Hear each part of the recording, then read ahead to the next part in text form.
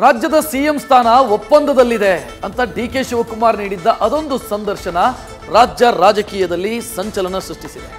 ಸಿದ್ದು ಬುಡಕ್ಕೆ ಒಪ್ಪಂದದ ಬಾಂಬ್ ಇಟ್ಟ ಡಿಕೆಶಿ ನಿಮ್ಮ ಕಾಲ ಹತ್ರ ಬಂದಿದೆ, ಜಾಗ ಖಾಲಿ ಮಾಡಿ ಅನ್ನೋ ಸಂದೇಶ ಕೊಟ್ಟಿದೆ. ಆದ್ರೆ ಈಗ ಸಿಎಂ ಅಂಥದ್ಯಾವ ಒಪ್ಪಂದವೂ ಆಗಿಲ್ಲ ಅನ್ನೋ ಮೂಲಕ ಟಕ್ಕರ್ ಕೊಟ್ಟಿದ್ದಾರೆ. ಡಿಕೆಶಿ ಮತ್ತೆ ಅದಕ್ಕೆ ಮುಗುಳ್ನಗುತ್ತಾ ಕೌಂಟರ್ ಮಾಡಿದ್ದಾರೆ. ಯಾವ ಒಪ್ಪಂದನೂ ಆಗಿಲ್ಲ. ನಮ್ಮ ಸಿಎಂ ಹೇಳಿದ್ಮೇಲೆ ಏನು ತಕರಾರೇ ಇಲ್ಲ. ಸಿದ್ದರಾಮಯ್ಯನವರೇ ನಮ್ಮ ನಾಯಕರು. ಆ ಥರ ಒಪ್ಪಂದ ಆಗಿದ್ರು ಡೆಲ್ಲಿಯಲ್ಲಿ ಆಗಿರ್ಬೋದು, ಅದಕ್ಕೆ ನಮಗೆ ಗೊತ್ತಿಲ್ಲ. ಪವರ್ ಶೇರಿಂಗ್ ಅಂದ್ರೆ ಅಧಿಕಾರ ಹಂಚಿಕೆ. 50-50 ಫಾರ್ಮುಲಾ. ಅವರು 30 ತಿಂಗಳು, ಇವರು 30 ತಿಂಗಳು. ಹೀಗೆ ಡೆಲ್ಲಿಯ ಗಲ್ಲಿಗಳಲ್ಲಿ ಈ ಒಪ್ಪಂದಗಳ ಸದ್ದಾಗಿತ್ತು. ಅಸಲಿಗೆ ಡೆಲ್ಲಿ ಹೈಕಮಾಂಡ್ನ ಈ ರಹಸ್ಯ ಸಭೆಯಲ್ಲಿ ಆಗಿದ್ದೇನು ಅನ್ನೋದು ಬಲ್ಲವರ್ಯಾರು? ಮೊನ್ನೆ ನಾವು ಒಪ್ಪಂದದ ಮೇಲಿದ್ದೇವೆ ಅನ್ನೋ ಡಿಕೆಶಿ ಕೊಟ್ಟ ಸಂದರ್ಶನ ಮತ್ತೊಮ್ಮೆ ಬಣಯುದ್ಧಕ್ಕೆ ಕಾರಣವಾಗಿದೆ.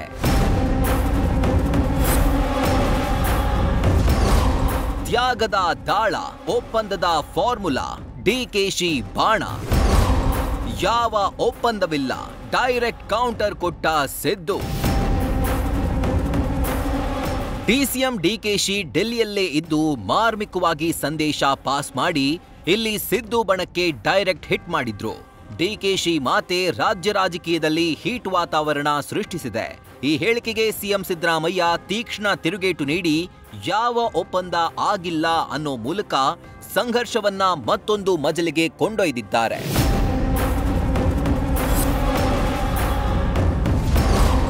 ಡಿಕೆಶಿ ಪವರ್ ಶೇರಿಂಗ್ ಆಸೆಗೆ ತಣ್ಣೀರು ಎರಚಿದ ಸಿಎಂ. ಒಪ್ಪಂದ ಆಗಿಲ್ಲ, ಆದ್ರೆ ಹೈಕಮಾಂಡ್ ತೀರ್ಮಾನಕ್ಕೆ ಬದ್ಧ. ಡಿಕೆಶಿ ಹೇಳಿದ ಒಪ್ಪಂದ, ಗಾಂಧಿ ಫ್ಯಾಮಿಲಿಗೆ ನಿಷ್ಠೆ ಬಗ್ಗೆ ಸಿಎಂ ಸಿದ್ದರಾಮಯ್ಯ ಮಾತನಾಡಿದ್ದಾರೆ. ಸಿಎಂ ಸೀಟ್ ಹಂಚಿಕೆಯಲ್ಲಿ ಯಾವ ಒಪ್ಪಂದ ಆಗಿಲ್ಲ ಅನ್ನೋ ಮೂಲಕ ಡಿಕೆಶಿಯ ಪವರ್ ಶೇರಿಂಗ್ ಆಸೆಗೆ ತಣ್ಣೀರು ಎರಚಿದ್ದಾರೆ. ಆದ್ರೆ ಹೈಕಮಾಂಡ್ ತೀರ್ಮಾನಕ್ಕೆ ಬದ್ಧ ಎಂದಿದ್ದಾರೆ. ಅಧಿಕಾರಕ್ಕೆ ಬರೋಕೆ ಮುಂಚೆ ನಮ್ಮ ನಡುವೆ ಒಂದು ಒಪ್ಪಂದ ಆಗಿದೆ ಅಂತ ಡಿಕೆ ಶಿವಕುಮಾರ್ ಹೇಳಿದ್ದಾರೆ ಸರ್. ನೋಡಪ್ಪ, ಯಾವ ಒಪ್ಪಂದನೂ ಆಗಿಲ್ಲ. ಹೈಕಮಾಂಡ್ ಏನ್ ತೀರ್ಮಾನ ಮಾಡ್ತದೆ ಅದಂತ ನಡ್ಕೊಳ್ಳೋದು. ಸಿಎಂ ಸ್ಥಾನದ ಒಪ್ಪಂದ ಆಗಿಲ್ಲ ಎಂಬ ಸಿಎಂ ಹೇಳಿಕೆ ಬೆನ್ನಲ್ಲೇ ಡಿಕೆಶಿ ಮತ್ತೆ ಪ್ರತಿಕ್ರಿಯೆ ನೀಡಿದ್ದಾರೆ. ಆಯ್ತು, ನಮ್ ಚೀಫ್ ಮಿನಿಸ್ಟರ್ ಹೇಳಿದ್ಮೇಲೆ ಫೈನಲ್ ಅನ್ನುತ್ತಾ ಮುಗುಳ್ನಕ್ಕಿದ್ದಾರೆ. ಆಯ್ತು, ನಮ್ಮ ಚೀಫ್ ಮಿನಿಸ್ಟರ್ ಹೇಳಿದ್ಮೇಲೆ ಅವ್ರು ಹೇಳಿದ್ದೆ ಫೈನಲ್ಲು. ನಮ್ಮ ಸಿಎಂ ಹೇಳಿದ್ಮೇಲೆ ಏನು ತಕರಾರೇ ಇಲ್ಲ. ನಿಮ್ಮ ಸೆಮಿಫೈನಲ್ ಒಂದಿತ್ತು, ಈಗ ಫೈನಲ್ ಆಗುತ್ತೆ. ಈಗ ಅವ್ರೇನು ಹೇಳ್ತಾರೆ ನಾ ಫೈನಲ್ಲು, ಸಿಎಂ ಏನು ಹೇಳ್ತಾರೆ ಅದು ಫೈನಲ್ಲು. ಬೇರೆ ಏನು ತಕರಾರಿಲ್ಲ ತಮ್ಮದು? ತಕರಾರಿಲ್ಲ.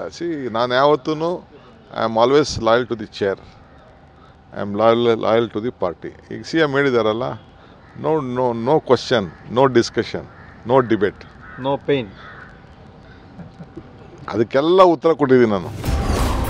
ಸಿದ್ದು 5 ವರ್ಷ ಸಿಎಂ ಎಂದಿದ್ದ ಸುರೇಶ್ ಮಾತೆ ಅಸ್ತ್ರ. ಕೆಪಿಸಿಸಿ ಇಷ್ಟ ಎಂದಿಲ್ಲ. 2028ಕ್ಕೆ ಸಿಎಂ ಪಟ್ಟಕ್ಕೆ ರೇಸ್. ಸಿದ್ದರಾಮಯ್ಯನವರೇ ನಮ್ಮ ನಾಯಕರು. ಮುಂದಿನ 5 ವರ್ಷಗಳ ಕಾಲ ಈ ಅವಧಿಯಲ್ಲಿ ಸಂಪೂರ್ಣವಾಗಿ ಅವರೇ ಮುಖ್ಯಮಂತ್ರಿ ಆಗಿರಬೇಕು ಅಂತಕ್ಕಂಥದ್ದು ನಮ್ಮೆಲ್ಲರ ಬಯಕೆ. ಒಂದ್ ಕಡೆ ಡೆಲ್ಲಿಯಲ್ಲಿ ಡಿಕೆಶಿ ಸಂದರ್ಶನ, ಇನ್ನೊಂದ್ ಕಡೆ ಬ್ರದರ್ ಸುರೇಶ್ ಹೇಳಿಕೆಯನ್ನೇ ಸಚಿವ ಜಾರಕಿಹೊಳಿ ಪ್ರಸ್ತಾಪಿಸಿದ್ದಾರೆ. ಆದ್ರೆ ಡೆಲ್ಲಿಯಲ್ಲಿ ಆಗಿರಬಹುದು ಗೊತ್ತಿಲ್ಲ ಎಂದ ಸಾಹುಕಾರ್ ಕೆಪಿಸಿಸಿ ಹುದ್ದೆ ಇಷ್ಟ ಅಂತ ನಾನು ಎಲ್ಲೂ ಹೇಳಿಲ್ಲ ಎಂದಿದ್ದಾರೆ. ನಾನು ಇದನ್ನ ಹೇಳಿ ನಿಮ್ಮ ಮುಂದೆ 10 ಸಲ ಹೇಳಿದ್ದೀನಿ.